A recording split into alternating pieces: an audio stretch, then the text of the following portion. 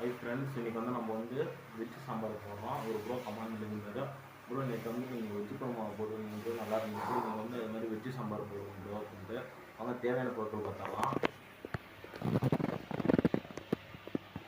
வெந்தயம், சீரகம், கடுகு, வெங்காயம் வந்து சின்ன வெங்காயமும் இருக்குது, பெரிய வெங்காயமும் இருக்குது, பச்சை மிளகாய், கருவேப்பிலை.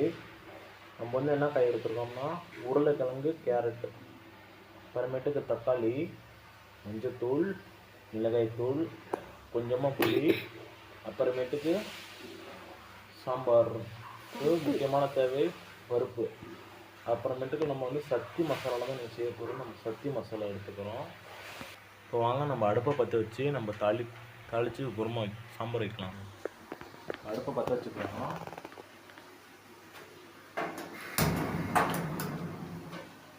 வானல் வச்சுக்கலாம். எண்ணெய் ஊற்றிக்கலாம். எண்ணெய் வானல் காஞ்சிருச்சு. இப்போ எண்ணெய் ஊற்றிக்கலாம்.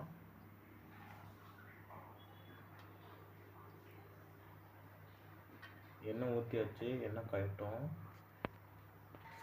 எண்ணெய் நல்லா காஞ்சிருச்சு. இப்போ வந்து நம்ம கடுகு, உளுந்த பருப்பு போட்டுக்கலாம்.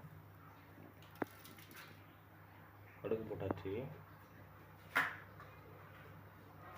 கொஞ்சமாக சீரகம் போட்டுக்கலாம்.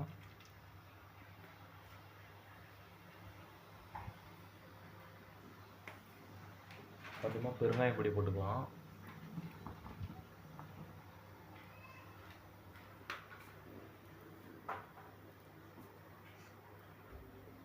இப்போ வந்து நமக்கு சின்ன வெங்காயம், கருவேப்பிலை, பச்சை மிளகாய் இது எடுத்து அப்படி கொட்டிக்கலாம்.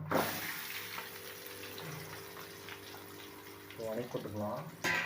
இப்போ வணக்கி கொட்டு விட்டோம்னா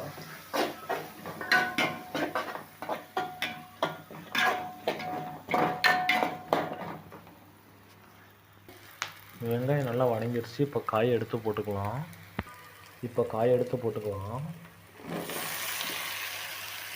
போட்டாச்சு.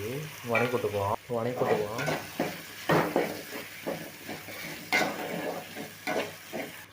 மஞ்சத்தூள் 1/2 ஸ்பூன் போட்டுக்கலாம். மிளகாய்த்தூள் 1 ஸ்பூன் போட்டுக்கலாம். மல்லித்தூள் கொஞ்சம் போட்டுக்கலாம். அப்புறமேட்டுக்கு சக்தி சாம்பார் பொடி போட்டுக்கலாம்.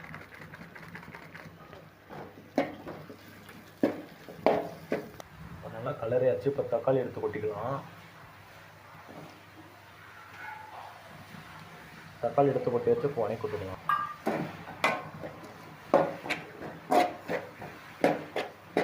வணங்கிறதுக்கு லைட்டாக உப்பு போட்டுக்கலாம். கல் உப்பு போட்டுக்கலாம். இப்போ தக்காளி நல்லா